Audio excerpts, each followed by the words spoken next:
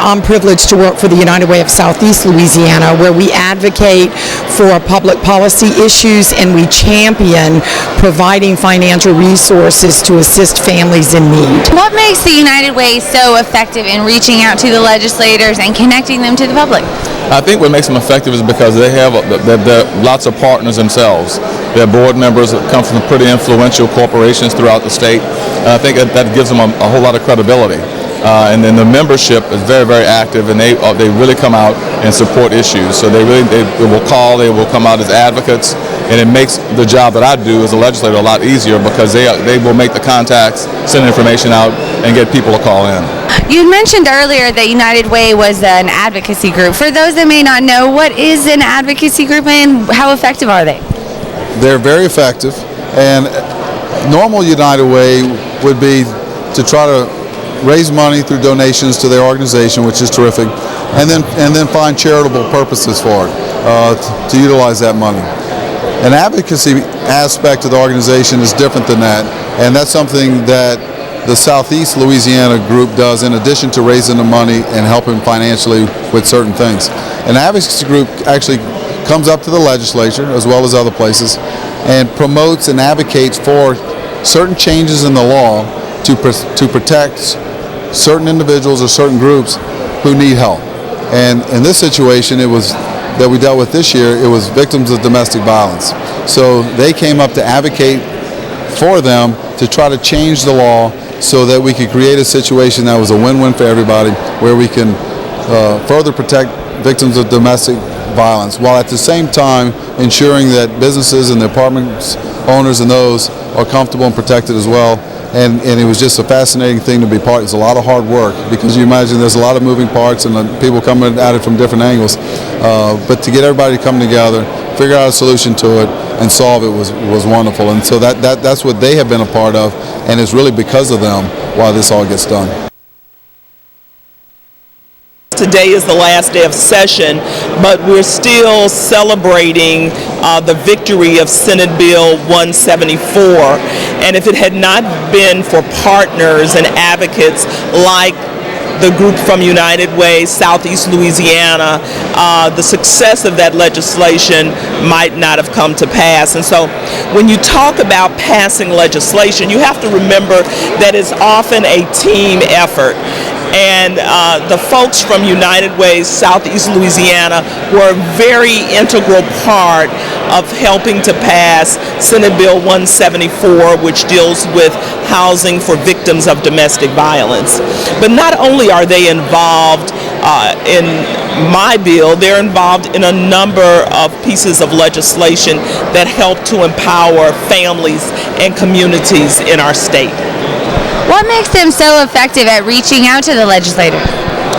I would say that the United Way Southeast Louisiana group is effective because they are tenacious, they are very thorough in their research, they're very consistent in their advocacy, and they have established a presence here at the state capitol. So as amended, this legislation is intended to protect victims of domestic violence in multiple ways. I'm going to ask Ms. Kim Sport to now speak to the amended version as well. Great, thank you, Senator. A domestic abuse offender who is a lessee or a household member can always be immediately evicted from the premises. And if a lessee or a household member who is a victim requests early termination of the lease in the form of an accommodation because he or she is a victim of domestic abuse, that lessee needs to agree that they will not allow the offender back on the lease premises. Most of the work that I did with them this year was on the domestic violence housing bill, and they did a lot. That bill, up here we say a good bill is hard to pass, and unfortunately, there were a lot of people involved who all had the same good intentions, but different ways to get there. And I think what happened is, because of that, the bill hit a couple of speed bumps along the way. And thank God that people, like Kim and Charmaine, got involved, took took the bull by the horns and worked their way through it. And they, I think their passion really motivated a lot of people to see their way. Because a lot of times people will disagree with you but just ignore you. They did a great job of keeping the issue alive. And also they learn the art of compromise in this building, because you don't always get what you want, but you try to get as much as what you want, because everything is pretty much a work in progress. United Way of Southeast Louisiana, which always has done a great job, and they are so focused on these early childhood issues. Just give them a call, and I will tell you, they'll tell you where to go. And if you can just, if it's just reading a book to one child or a group of children at a school, it makes all the difference in the world. Early child care is not a women's issue, it's a family issue. It's a workforce issue. 70% of the children between the ages of 0 to 5 have both parents in the workforce. So this is an issue that is significant. And I'm privileged to say that United Way of Southeast Louisiana has joined a statewide coalition committed to increasing funding for early childhood education. It's called Ready Louisiana. We have provided you some handout information because we really do firmly believe that we have an even stronger commitment. While we are asking you to dedicate general funds today, we want to see realized in this great state for the citizens and the children of Louisiana, $208 million dedicated by 2020. We passed a resolution where we will try to make sure that every child in Louisiana has access to health care, health screenings, and that we try to ensure the health of our young across the state. It's a fantastic program. It took a lot of energy from the United Way, just making it happen, and it is a fantastic program. I'm excited, and I'm looking forward to seeing it be expanded.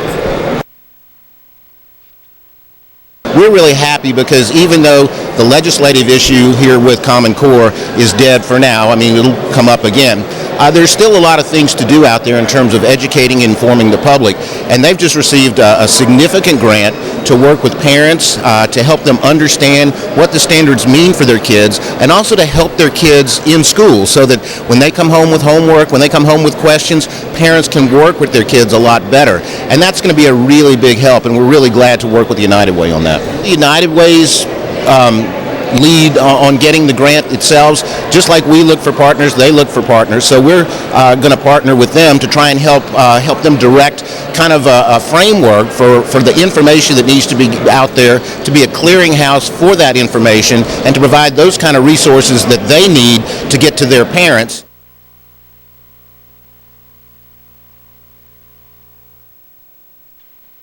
We have one last issue that we're hoping that we might be able to push through.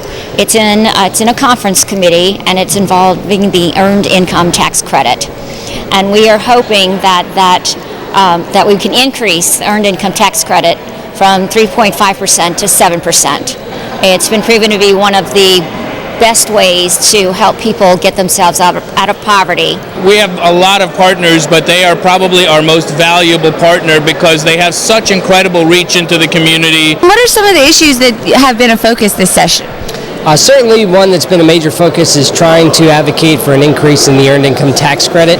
It's been wonderful to be a part of a coalition with Louisiana Budget Project, United Way, AARP, Catholic Charities, many others who are really advocating for working individuals, and in many cases the working poor, who could greatly benefit from this increase. I'm very pleased with this session, what we've done to combat sexual assault, particularly on college campuses, to extend protections to victims of domestic violence and other things related to that. Reforming the way that we treat sexual assault victims in the state of Louisiana.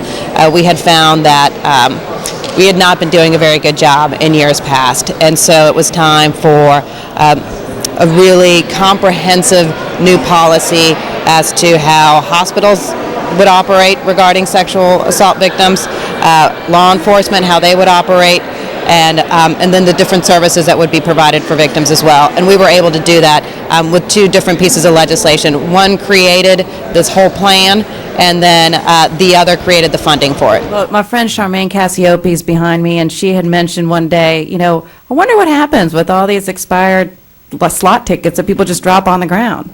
There you go. See, so it's funny how things turn out. So Charmaine was a big part of this. Well, congratulations to Charmaine for being so Yeah. clever.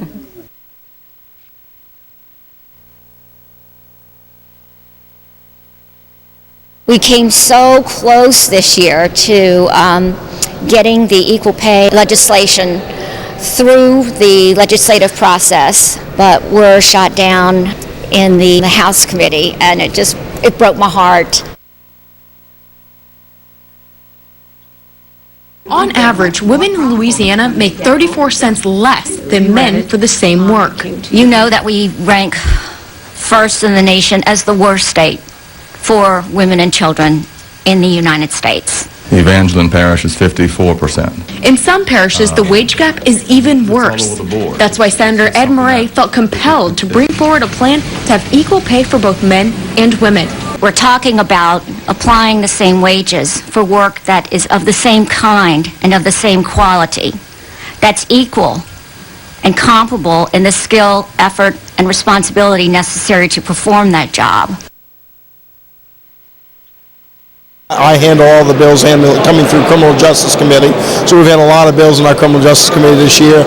Good news is most of them are through the process and are not being reliant on being passed on this last day. United Way has made a very good presence here in the Capitol, advocating for the issues that they support or oppose.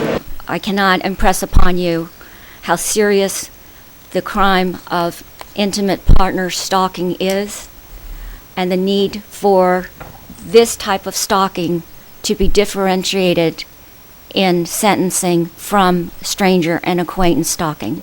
You are the one that convinced us that we really did need to keep a stalking misdemeanor. Even if the numbers are 90% to 10%, 10% of the population, are we restricting that constitutional right for the sake of the other 90? And that's what we do up You here. usually agree Right. enthusiastically with that kind of number. Right, well, right? you know, That's your mantra. That's what you always tell me. And because this book is rather large and disturbing, and I know you're busy people, permit me to say this issue is not limited to where we live in Orleans Parish. I would suggest that they are all in your backyards. We worked tirelessly to assemble this document that I had passed out to you today, because we have a moral obligation to see the faces of the individuals who are impacted.